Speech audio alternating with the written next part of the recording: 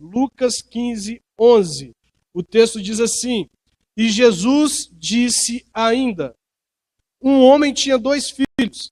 Certo dia, o mais moço disse ao pai: Pai, quero que o Senhor me dê agora a minha parte na herança. E o pai repartiu os bens entre os 2. Poucos dias depois, o filho mais moço ajuntou tudo o que era seu e partiu para um país que ficava muito longe. Ali viveu uma vida cheia de pecado e desperdiçou tudo o que tinha.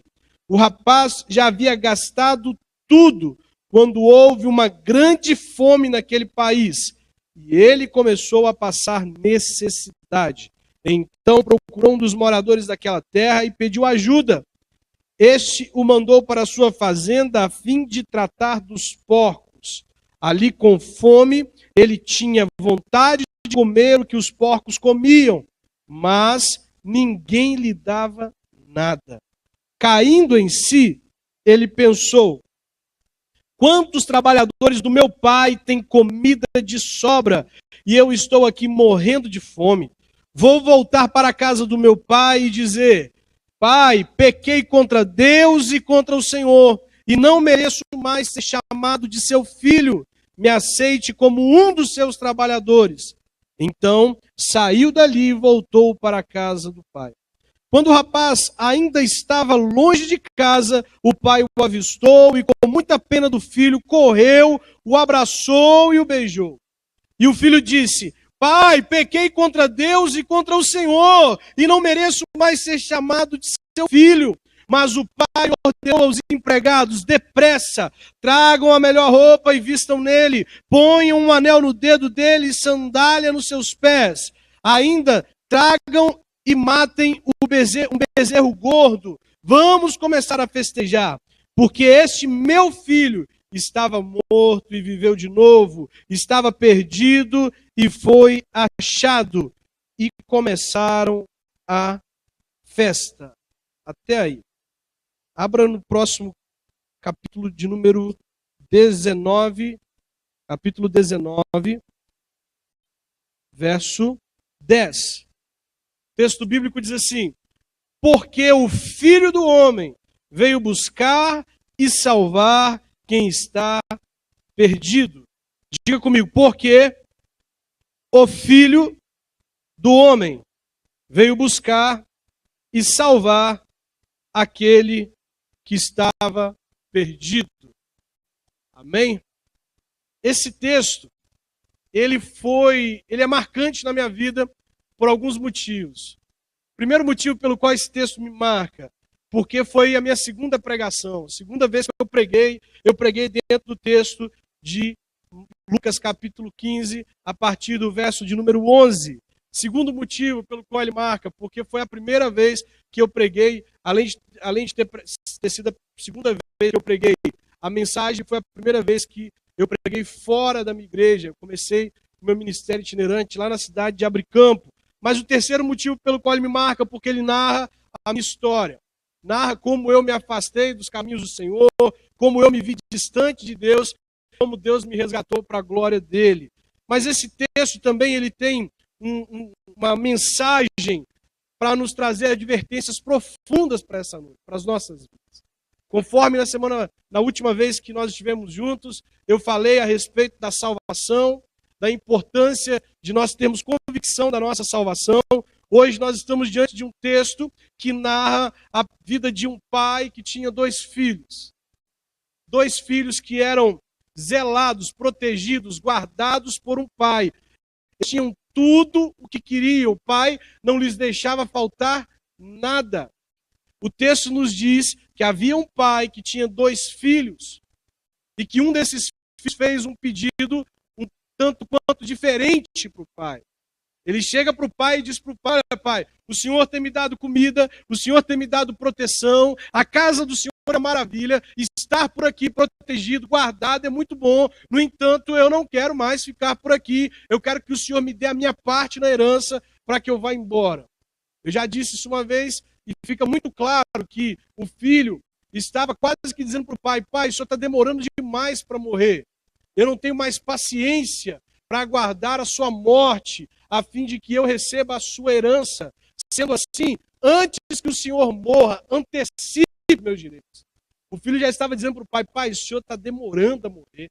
Aquele caso vai tarde, vai estar demorando demais o meu pai.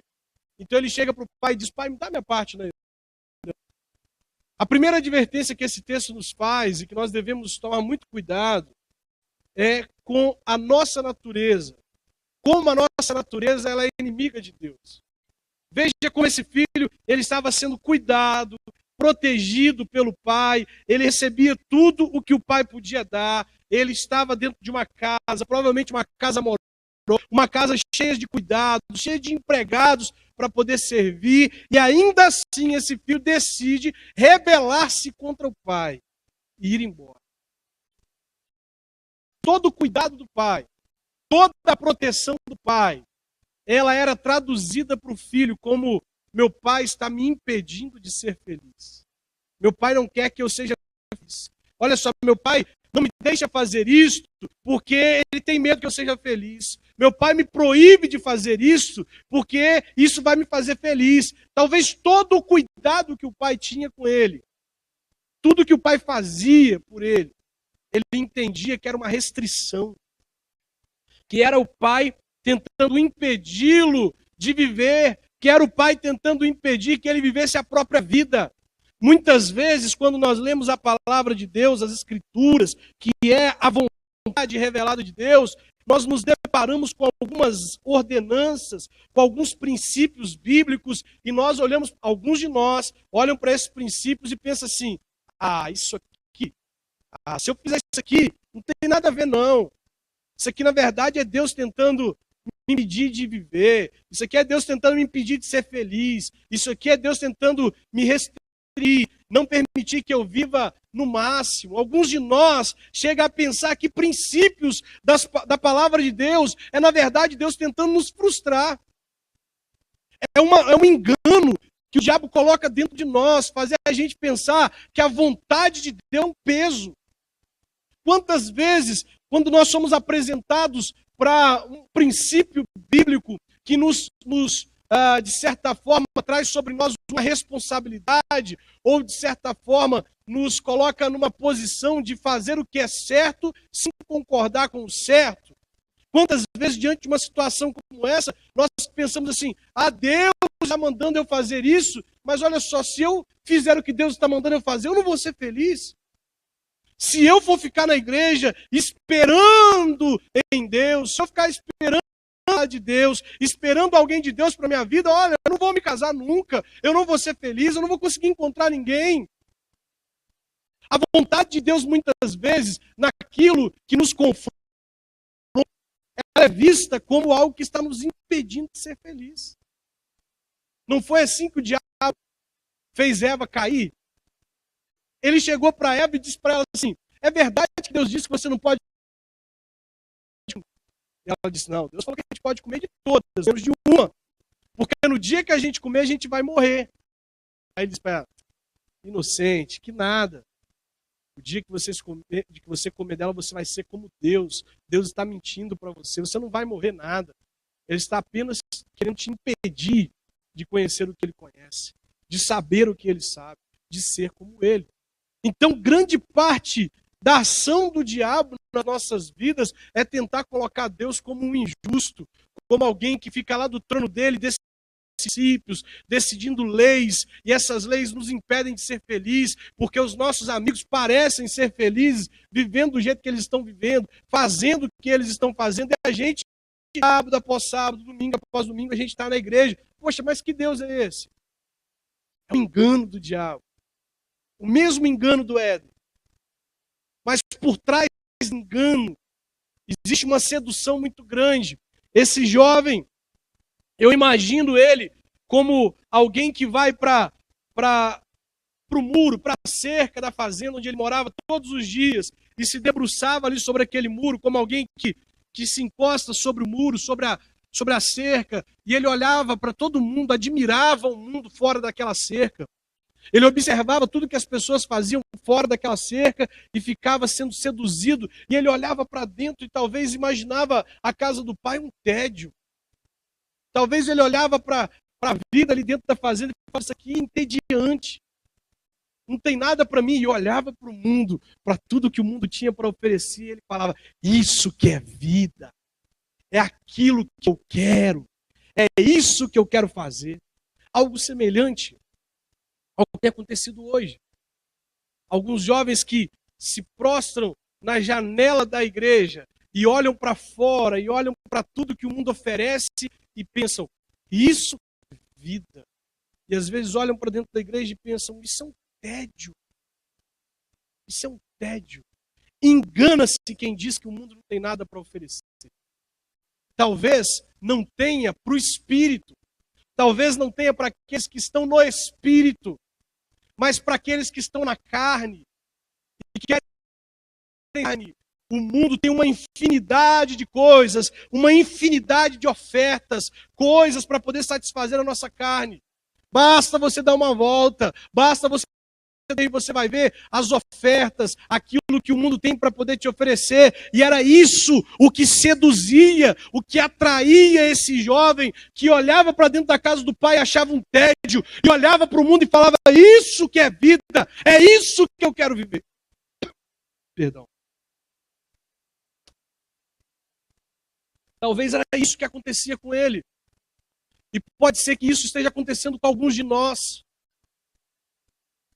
Que por ter se afastado um pouco de Deus, que por ter se afastado um pouco do Pai, olha para dentro da igreja e a frieza que está dentro dele, e a frieza que está dentro da alma dele, cega os olhos dele de tal modo, os olhos dela de tal modo, que ela consegue olhar para a igreja e não encontrar nada de atrativo.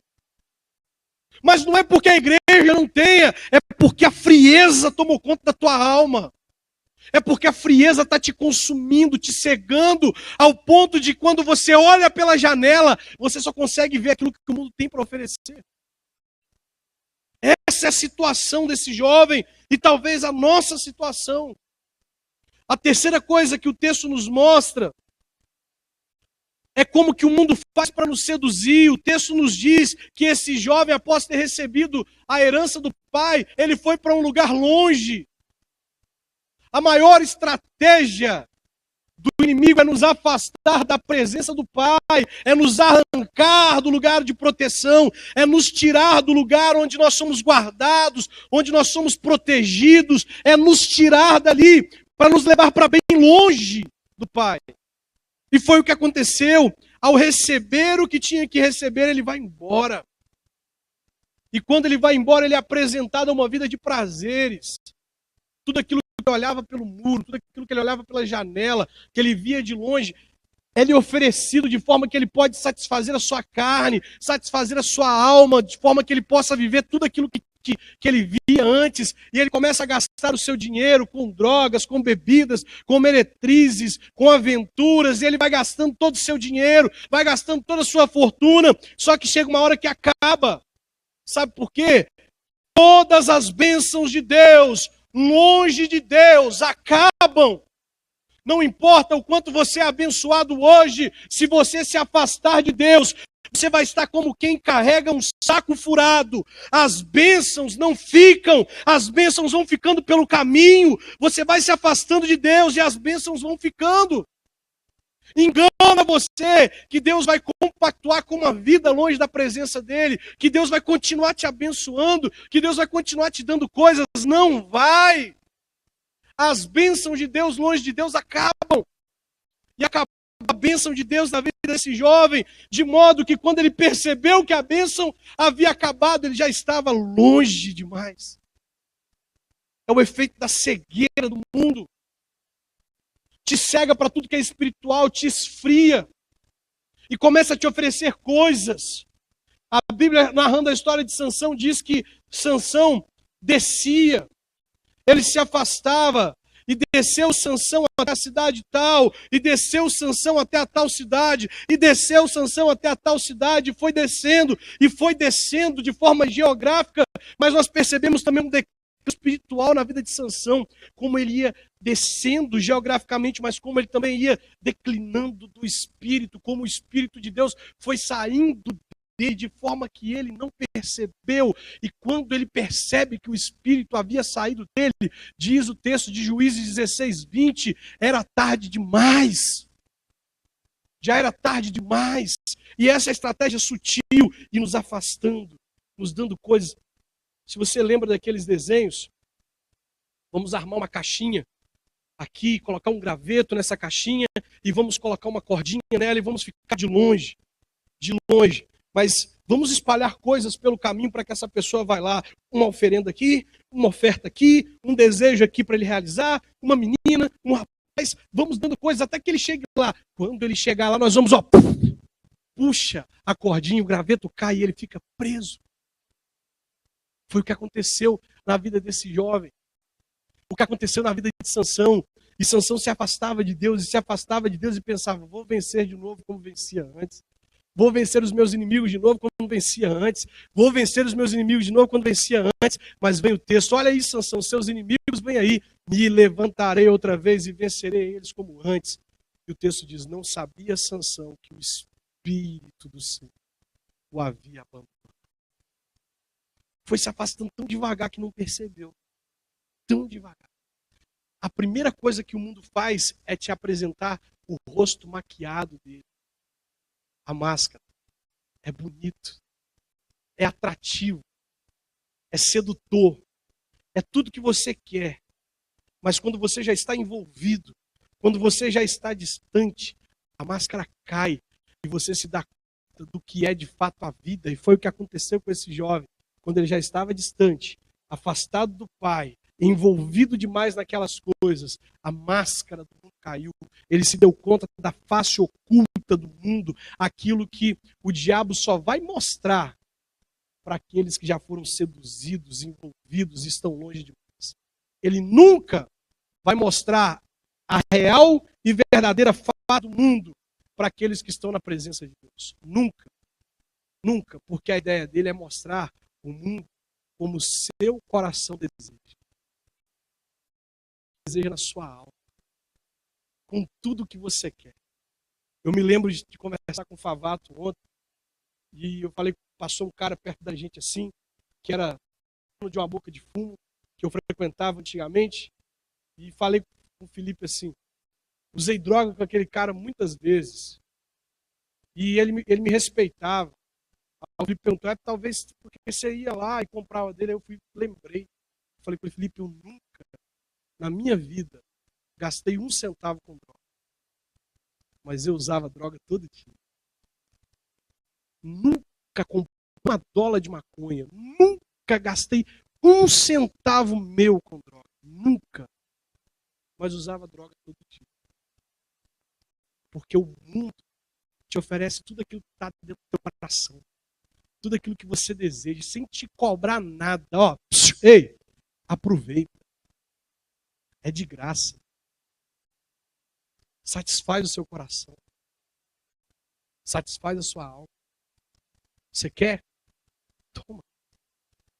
Deus está te fazendo esperar para você ter isso? Não precisa não, eu tenho para você a pronta entrega. Eu tenho agora o que você quer. Lembra de Jesus? 40 dias e 40 noites sem comer? Se tu és o Filho de Deus, aí, manda que essa pedra vire em pão, uma solução rápida, fácil para o seu problema. É assim que o diabo age com isso. Você está querendo uma garota, está demorando, Deus está demorando para te dar? Eu tenho. Você está querendo um rapaz, Deus está demorando? Eu tenho. O que você quer? Eu tenho. E você não precisa esperar. Você não precisa passar pelo caminho que todos passaram, para fazer com que você tenha de forma mais fácil. Muito mais fácil. Você quer? Eu tenho. E foi o que aconteceu. Até que o mundo se revela como é. Veio uma fome. Ele já não tinha mais dinheiro. As bênçãos de Deus ficaram pelo caminho. E diz o texto que ele vai procurar um emprego. E ele encontra um fazendeiro. E o fazendeiro dá o pior emprego para um judeu naquela época. O pior emprego. A Bíblia compara os porcos como animais imundos. Imundos, de modo que o homem não deve se alimentar deles, quanto mais tratar porcos, quanto mais ficar cuidando de porcos. E diz a Bíblia que esse jovem quis comer a comida dos porcos. Aquilo que ele estava servindo para os porcos. O que o porco come? Pega a sobra de todas as panelas da sua casa, mistura, bota uma água nela e tenta comer. Tenta comer. É o que o porco come. A sobra, aquilo que há de mais nojento, no meio da lama, podre. E aquele jovem olha para aquilo e ele tem vontade de comer aquilo. Tamanha era a fome que ele trazia dentro dele. Tamanha era a vontade dele de comer. Há um texto na Bíblia que diz que quando nós estamos saciados, nós desprezamos até o mel mais puro. Mas quando nós temos fome, nós comemos aquilo que nos oferece. O que isso traduz para nós? Quando nós estamos bem com Deus, cheios de Deus, nós não aceitamos qualquer coisa não. Mas quando nós estamos vazios de Deus, a lavagem que o mundo tem para oferecer parece um banquete. E foi atrás desse banquete que ele saiu da casa do pai. Quando ele chegou a hora de se banquete, o diabo arrancou as aparências do banquete que ele tinha para ele. Aquele contrafilé, aquela picanha que o Rufus do seriado, lá daquele desenho animado comia, que eles ficavam brigando por ela, aqueles, né, lá no Pica-Pau, eles ficavam brigando com aquela picanha, com aquele pedaço de osso, né, assim. Gente, vamos tirar isso aqui. Vamos tirar a máscara, vamos mostrar o que nós temos de verdade. Toda a sedução que nós tínhamos para você. Na verdade, nós estávamos maquiando. É lavagem. É lavagem. Lavagem. Então esse jovem, nessa situação, o Espírito Santo toca ele, trazendo à memória dele o que ele tinha antes daqui. O que ele tinha antes de estar ali repartindo a mesa, o coxo com porcos. E ele começa a se lembrar. E ele pensa, meu pai não estava me impedindo de ser feliz. Meu pai não estava tentando me impedir de viver a vida. O meu pai estava tentando impedir que eu me fascinasse de tal modo pelo mundo, que ele me atraísse de tal modo que eu não conseguisse ver o engano e acabasse me envolvendo como eu me envolvi. Ele se lembra do pai. Ele diz, eu vou voltar. Eu vou voltar para a casa do meu pai, porque se eu for um empregado na casa do meu pai, eu vou ter comida. Se eu for apenas um empregado na casa do meu pai, eu não vou ter que me humilhar como estou me humilhando agora. Eu vou voltar. E diz o texto que ele volta para a casa do pai. Mas volta agora sabendo que ele não tinha direito nenhum. E que se o pai dissesse, eu não quero você, o pai estava coberto de razão. O pai poderia dizer para ele, você foi embora. Você gastou tudo que você tinha. Você perdeu tudo que tinha, então, olha, eu não quero mais você. Ele volta para se humilhar, para ver se consegue o perdão do pai, mas não o perdão da instituição de filho. Não como se o Guilherme fosse o meu filho, que aprontasse, que fizesse um monte de coisa, e quando ele se arrepende, eu o abraço e falo, não, você continua meu filho. Ele já volta para casa sabendo que ele não era digno dessa posição mais. Que ele agora voltaria para ser qualquer coisa, um empregado, um servo, mas filho, não tinha jeito mais. Ele havia negado o pai, dizendo, olha pai, o senhor está demorando a morrer, me dá minha parte na herança, eu vou embora. Vamos comentar sobre a mensagem no final do culto. Vamos agora prestar atenção na palavra e depois, no final do culto, a gente comenta sobre a mensagem, conversa sobre o que a gente quiser conversar. Mas agora, vamos prestar atenção. Olha, pai, eu não sou digno mais de ser seu filho.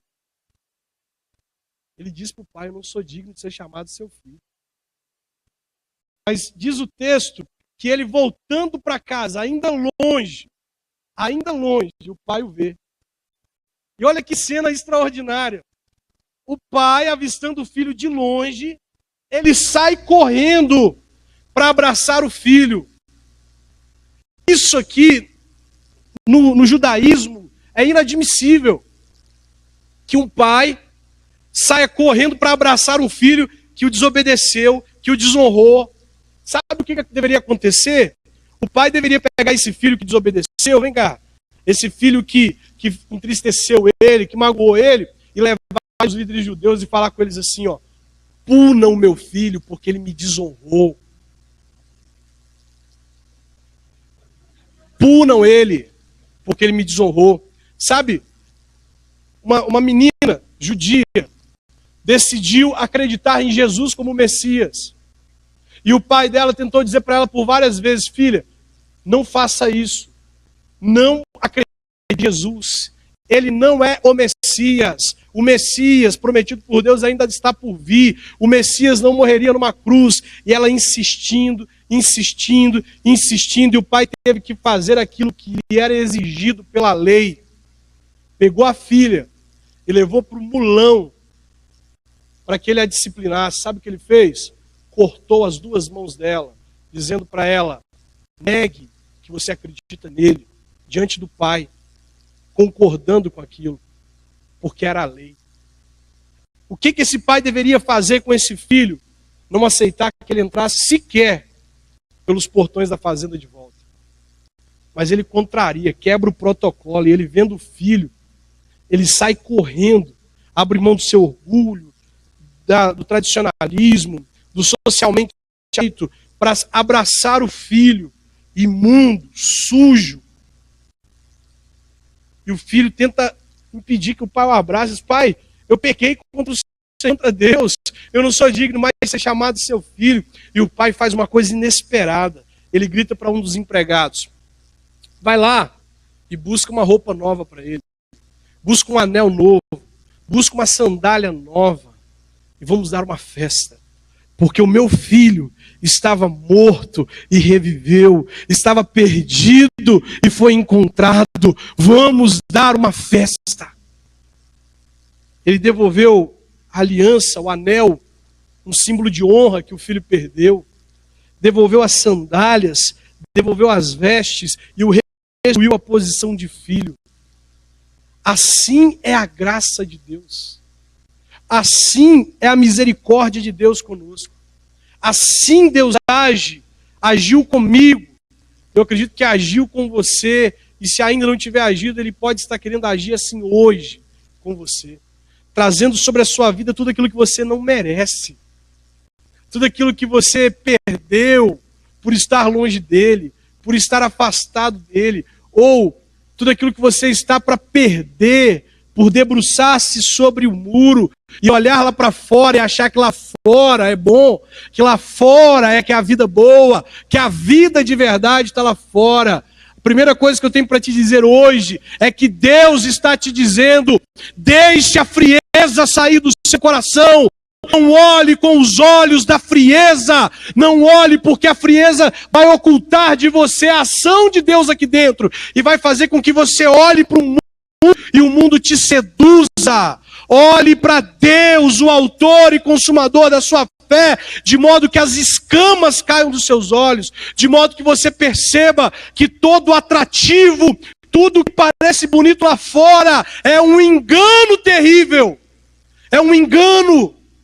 A segunda coisa que eu quero te dizer nessa noite é que se você se afastou do Pai e pensa que Ele pode mais te aceitar, também é um engano, porque o Pai, Ele é cheio de graça, Ele é cheio de misericórdia, Ele é cheio de amor, e não importa o quão longe nós fomos, não importa se nós dividimos o coxo com os porcos, se nós estivermos nos piores lugares deste mundo, o Pai pode nos aceitar de volta, e Ele quer nos aceitar de volta, Ele deseja nos aceitar. O Pai não nos olha como o mundo nos olha. O pai não vê o socialmente aceito. O pai não olha para você e te imagina e te idealiza a partir das suas vestes, a partir daquilo que você tenta transmitir. O pai enxerga o seu coração, ele sabe o estado da tua alma, ele sabe como você está hoje, ele sabe até que ponto você tem sido seduzido ou já foi seduzido. O pai sabe, ele sabe, mas ele está pronto para te aceitar, ainda que você não seja como o filho mais velho, mais moço que foi. Talvez você seja como o filho mais novo que ficou, mais velho que ficou. O pai te ama igualmente, tanto quanto o que foi. Ele ama você que ficou, mas que queria também ir. Ele te ama. O pai te ama. E esse texto nos mostra a graça maravilhosa de Deus, o amor de Deus em nos aceitar quando nós não merecemos, quando nós nos achamos os piores. Sabe aquele momento que você se acha o pior? Sabe aquele momento que você pensa assim, cara, por que eu fiz isso de novo? Mais uma vez. Vacilei de novo, eu prometi que não ia vacilar de novo. Eu prometi que não ia fazer isso. Vacilei. Você se pune, você se cobra. Se você pudesse, você pegava um chicote e se punia, porque você sabe que é digno de punição. Mas Deus olha para você como pai olhando para aquele filho voltando.